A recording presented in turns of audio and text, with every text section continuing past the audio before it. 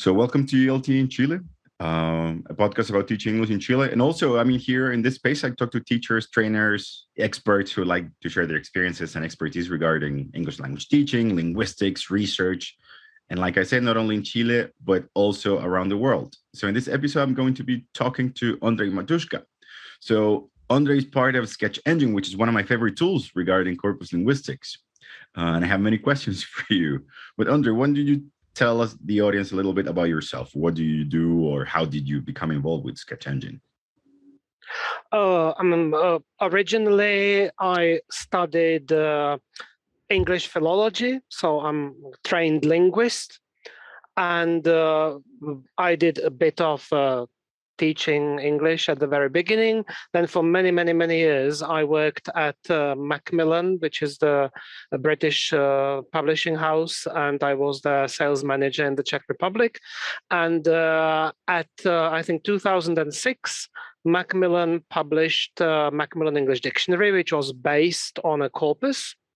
And the tool to work with the corpus was Sketch Engine. So that's how I learned about the existence of Sketch Engine. And after 17 years at Macmillan, I simply decided I would like to try something else.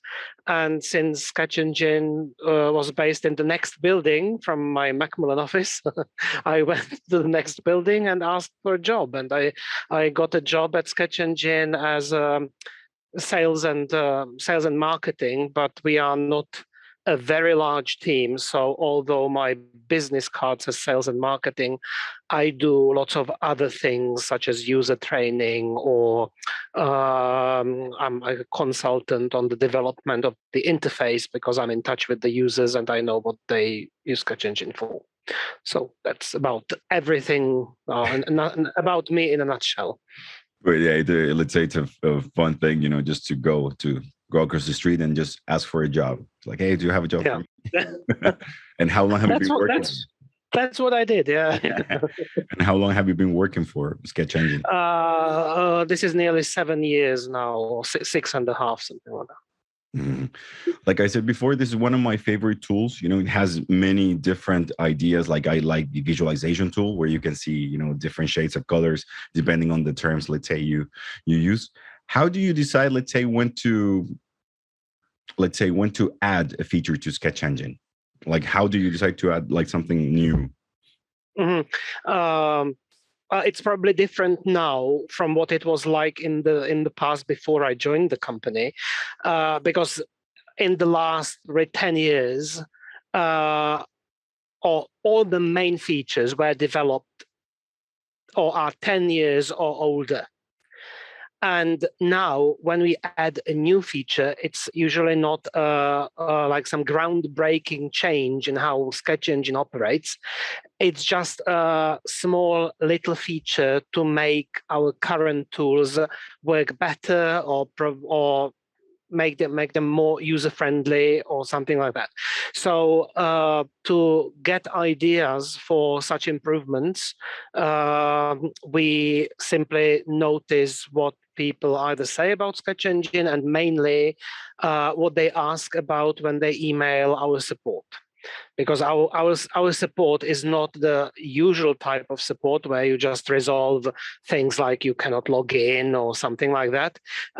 We really provide like linguistic, or all our support people have some linguistic expertise.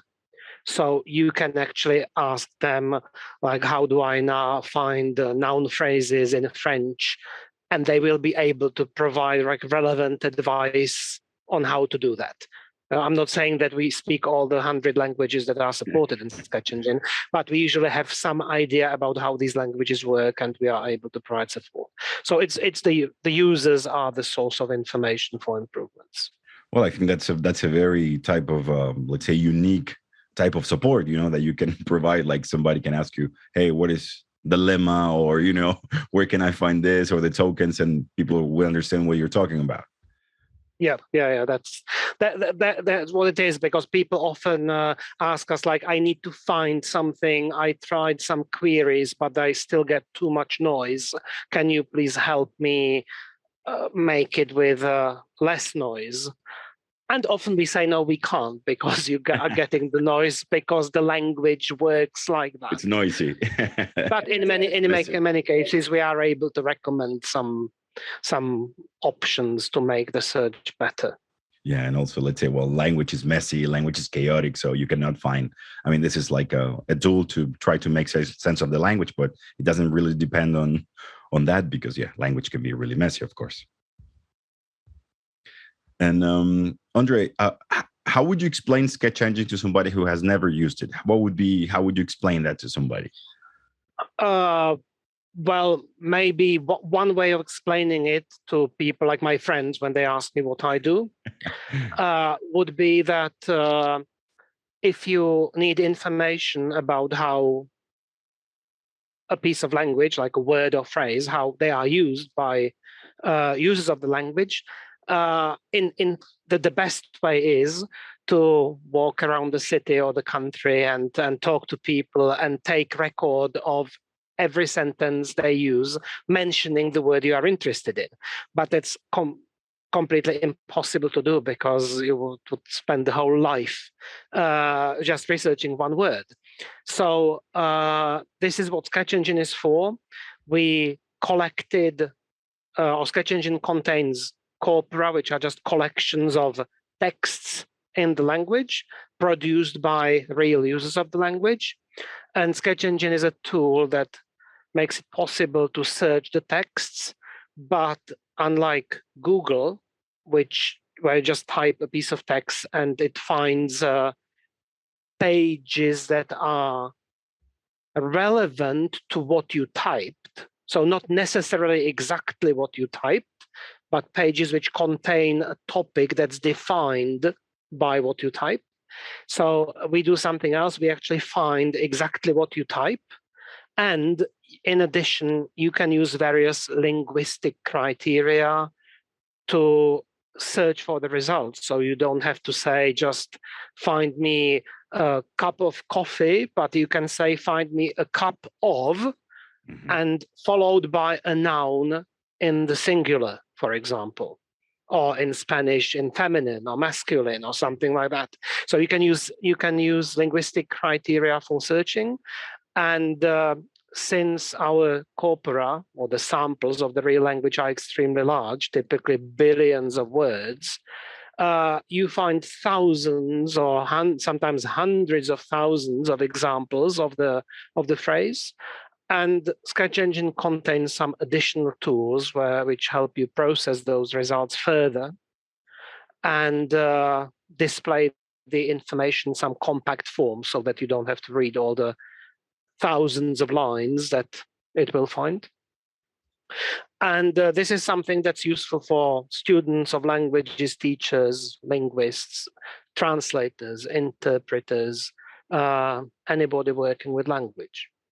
Yeah, that's true. I mean, I work in a translation program here in Chile, and let's say we've been trying to incorporate different tools. Actually, I'm teaching a course with Kevin Garrick, who's doing a PhD in University of Lancaster. And yeah, so we've been trying to, push or include some tools related to corpus linguistics and data-driven learning. Ondřej, in your experience, do you think like this is people are, let's say, trying to use more technology or more technology regarding language than in the past? Like, for example, Sketch Engine. Do you feel that there is a movement that, let's say, people are using it more, or do you think people are still reluctant to use it? Well, we definitely have many more users than when I joined the company, those 6 or 7 years ago. Many more universities have institutional access. And there are dozens of thousands of users who at least try using it. But those are mainly students of linguistics, students of languages, but also students of humanities, like politology, literature, or some other, because Sketch Engine can also be used for analyzing your own texts, such as if you study politology and you upload all Donald Trump speeches, and or maybe Fidel Castro's speeches, because those would be really difficult to analyze manually because you would have to read lots of text. So you upload them in Sketch Engine, and Sketch Engine can generate some information based on all those texts automatically. So it's useful anywhere where you would like to learn something about texts, but the texts are so large that it would be impractical to read them all. Yeah, absolutely. Yeah, I mean that would be, let's say, but yeah, I have the same feeling that people are, for some people, technology can be, let's say, social media, but analyzing and gathering data, large numbers of data, it's very difficult. So that's why a tool like Sketch Engine allows you, to do that in, let's say, easily, because you have already developed the tools to basically do that. And Ondřej, let's say, what would be the importance of using, this approach, like maybe data-driven learning or corpus linguistics, for example, for learning a language or for analyzing a language? Do you think what advantages does it, let's say, give to people who work in the area? Well, the advantage is, or maybe there are two main advantages. One is that the information provided by Sketch Engine is derived from authentic texts. Mm-hmm. So it's not filtered by anything. And second advantage is you can get information about pretty much any word or any phrase in the language, because the other reference materials, such as dictionaries, they are always limited in how much they can cover, because it costs money to develop the dictionary content. And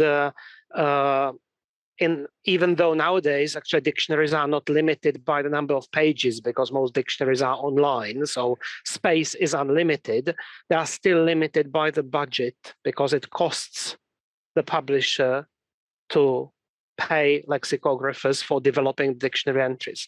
So it's authentic, and it contains information about any word in the language.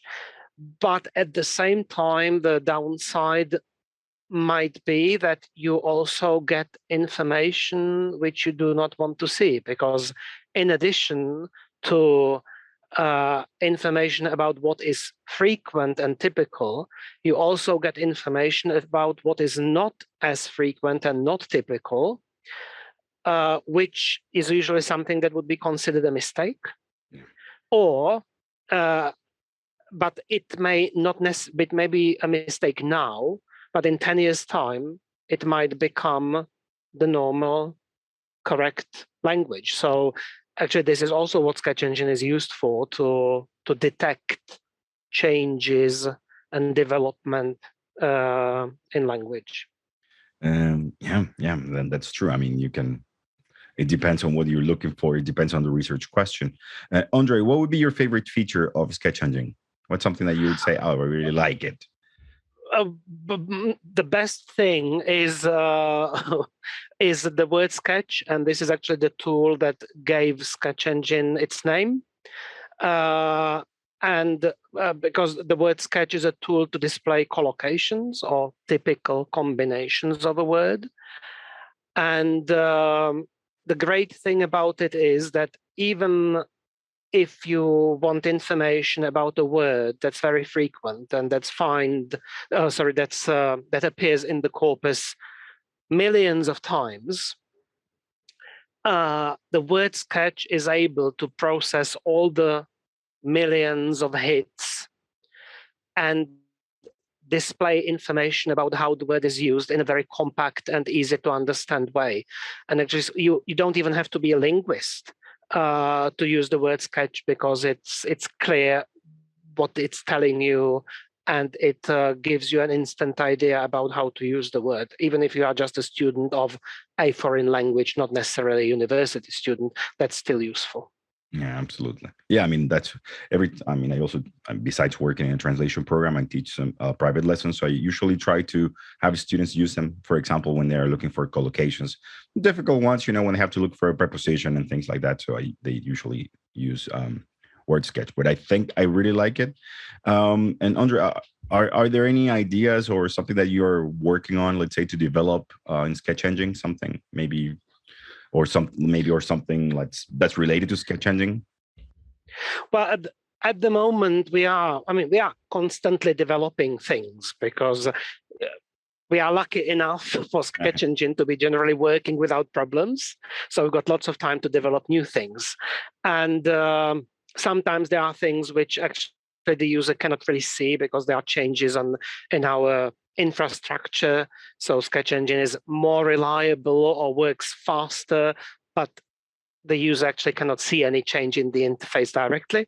And sometimes there are really new features. Probably the best new feature at the moment is a tool for terminology extraction, which is something that's mainly useful for translators and interpreters.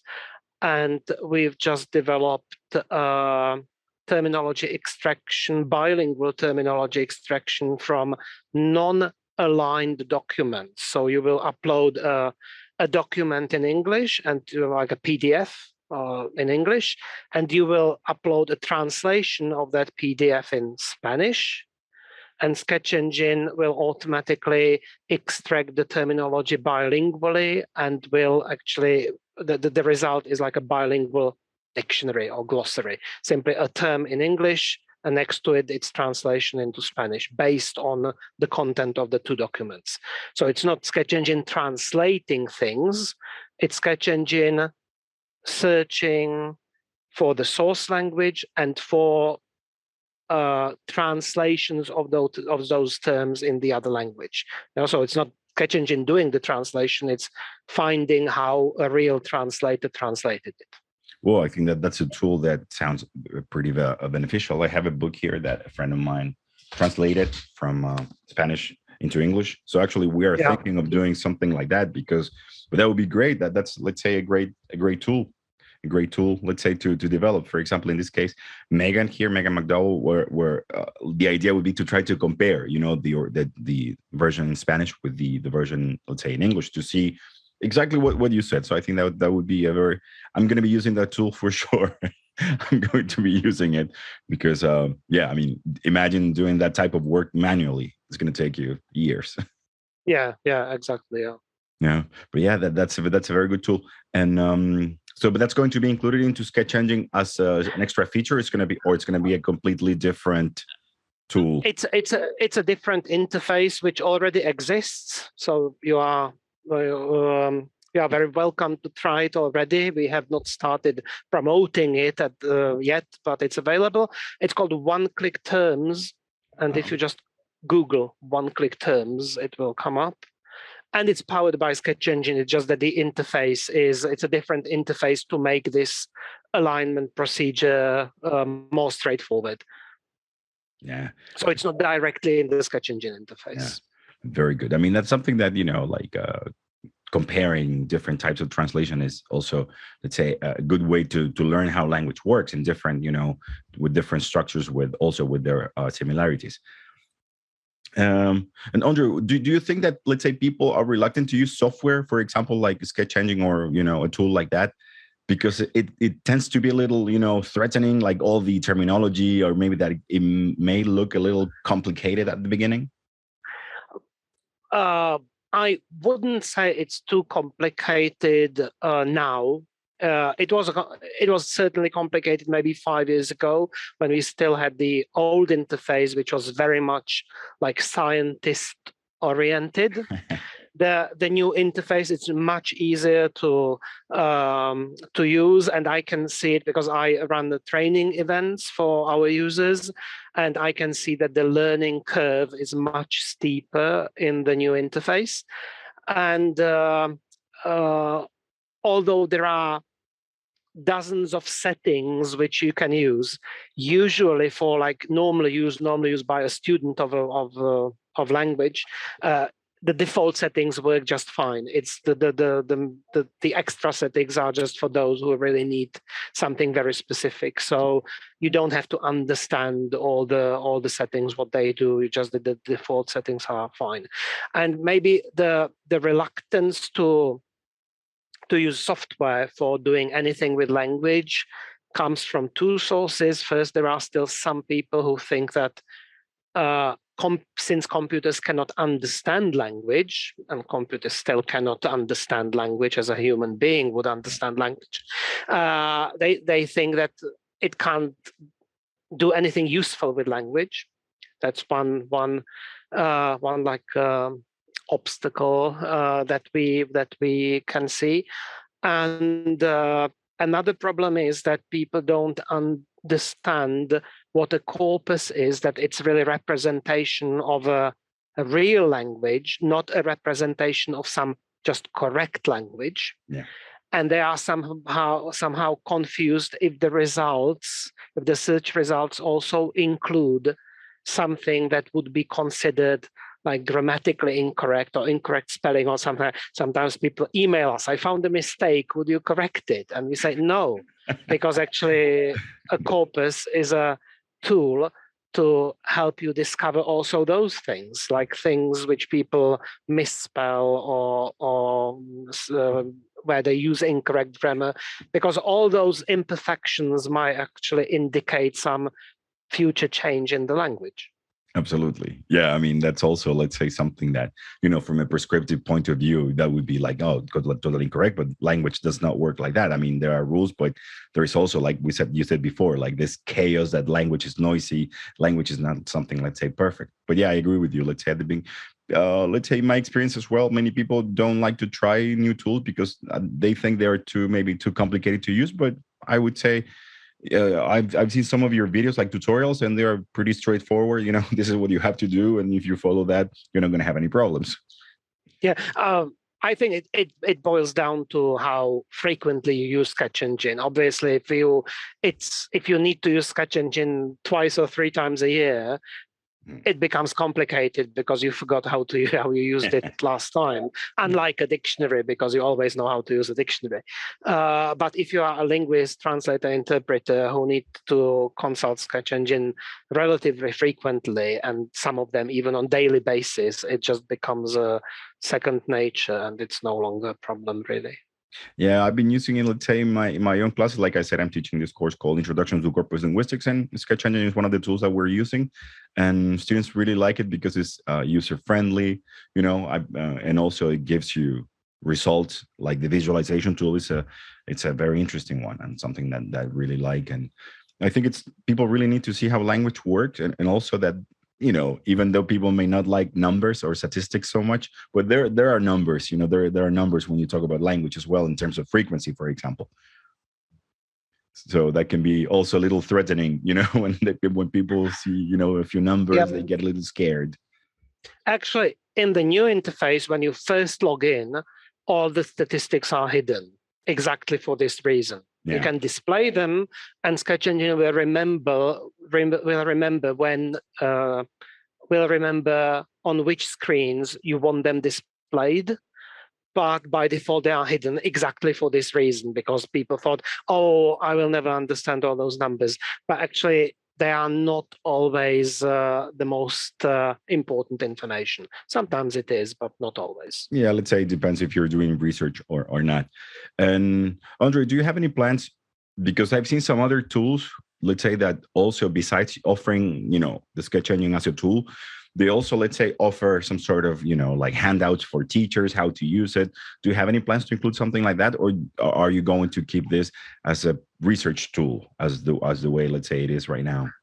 Do you mean teachers like foreign language teachers or second language teachers? Yeah, or maybe translation teachers, Well, we have not thought of that because we are still busy with all the other things.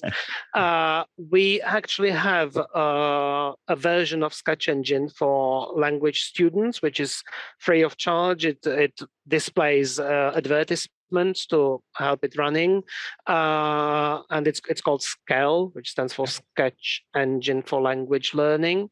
But no, we really haven't thought of really like worksheets for teachers, because it would need a more in-depth research into what teachers would like to see in those worksheets, and we haven't done that yet.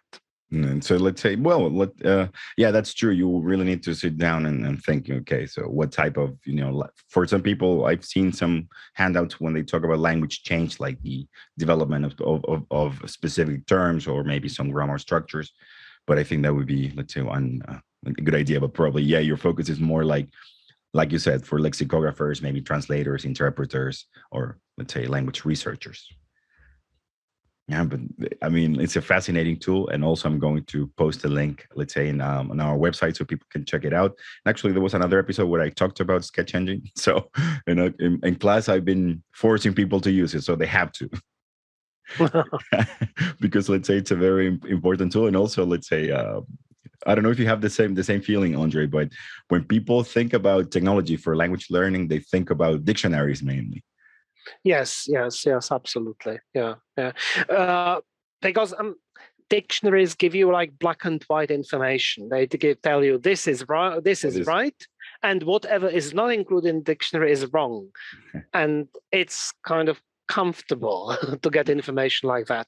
While Sketch Engine never tells you this is right, this is wrong. Sketch Engine tells you this is more normal, more common, and this is less normal and less common. And you have to take your own decision based on the ratio of the common and uncommon things, and decide whether you can still use the uncommon thing or not, whether it's just unusual or whether it would be considered incorrect by most people. I think that's something that students have told me, that it's been interesting and fascinating for them. That the notion that correct or incorrect are, let's say, those labels are not, let's say, maybe so true anymore. So you have to actually examine language and see that forms can coexist. I mean, corpus linguists never speak about something being correct or incorrect. It's always about being something being, in English, normal or not normal.